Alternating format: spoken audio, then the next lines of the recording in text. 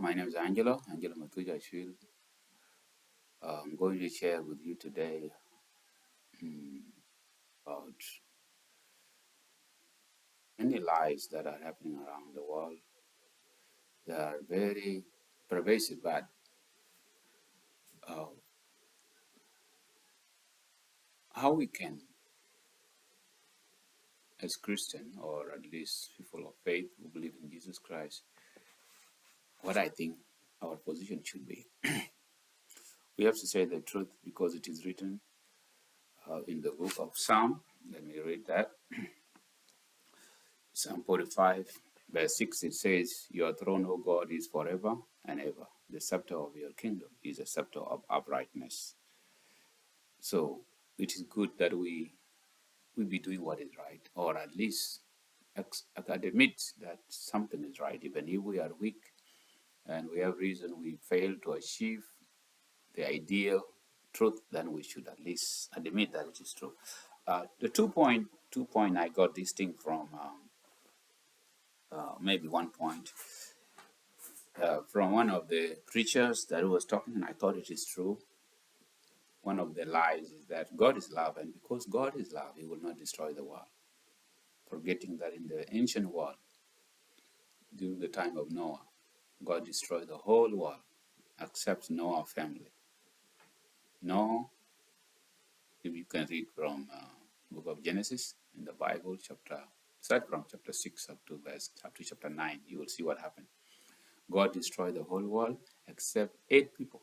You can imagine how many people were living by then. People were living up to hundreds and hundreds of years. God destroyed the whole world except 8 people remain. So God is not, uh, the scripture talk about God is a king, is not a democrat, that people have to vote and see what's come. Now, God is a king, and His law, His word is His law. So we cannot say our majority are doing wrong, so what will God do? Or God is loving, He will not destroy the world. That's a big lie. So if you say the majority are bad, what will be done to them? Remember the time of Noah, and you should measure up. Number two, people say, I don't need Jesus to be safe. I can join any other religion and still be okay. Well, that's a big lie. It is written that Jesus say, I am the way, the truth, and the life. No one is safe except through Him, whether in the time past or in the time to come or now. So that's what Jesus says. So to say that you can be saved somewhere else is very contrary to Jesus dying. Why would Jesus have died if there were other ways of saving before? So it's a big lie, at least according to Jesus. Jesus said, I am the only way. But if you say no, there are other ways, then you are already contradicting Jesus Himself. And there will be consequence on that. Number three, this is in terms of professionalism, says women can do or should do all the men do. The narrative of equality. I think this is a very preposterous word.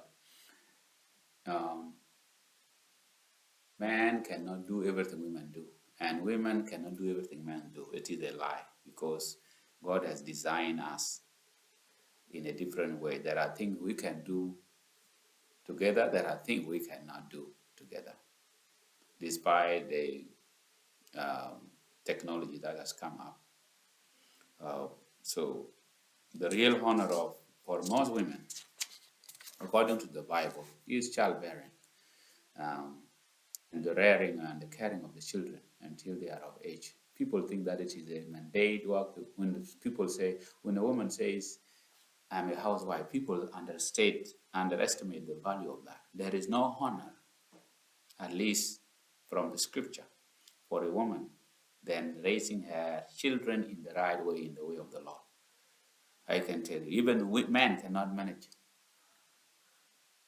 Live in different countries around the world. I've been in Africa, many countries. I've been in the US, I have been in Israel, I have been in Jordan, I have been in Asian countries, and I have not seen men raising women. I mean, raising children like a mother would in its fullness. I have not seen it, not one. And for someone to say that being a housewife is not a good job is a lie. It is a big job that has maybe 100 times honor than the office work. Are we saying that women should not work in the office now? They can work in the office. But to undermine that being doing housewife is not important is a big lie in the world. So this is something women, I would say, in my opinion, or the opinion that I am talking about now, and based on the Bible, is that if your children are grown, okay, then it's good. If they are grown, they know they can protect themselves, they know what they are doing, then it's good to be far away from them. You can go and work anywhere you want, in the office or where. But to abandon your children at home, and you find nannies, and when you have other means to take care of your children, then you are actually harming your own children. And you have left where there is more honor for where there is less honor. Unless there's no one feeding you, or there's no food on the table. So a mother in the middle of her children is a wonderful sight in this world.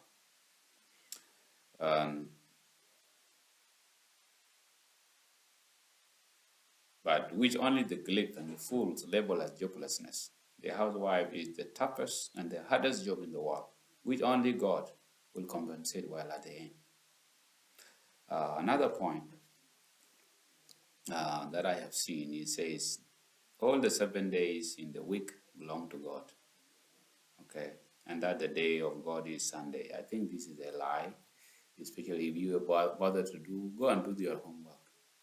Okay, read the 10 Commandments, Exodus 20, go to Hebrews chapter 4, you will be surprised. The day of God is not Sunday, but Saturday. It is good to accept the truth, even if you are not following it, at least admit the truth. Because we can only be established, we will be judged by the truth. Number 5, which is one of the,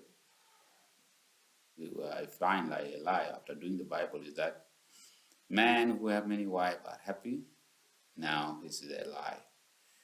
My father had about 9 wives. Polygamy has never been, been my favorite ever since. Maybe those who have done serial polygamy, maybe. But it is good to accept the truth that God designed one woman, one man. And if there is a reason you want to break the rule, at least admit the truth that it is not the best. And number 6 is that happiness is fine, or is found in having many assets, many money, much money, or much cattle, or much resources. It's just connected with just the same desire of having many sexual partners. It just creates more degenerations, and this greed insatiable that knows no number is there's nothing that can be enough.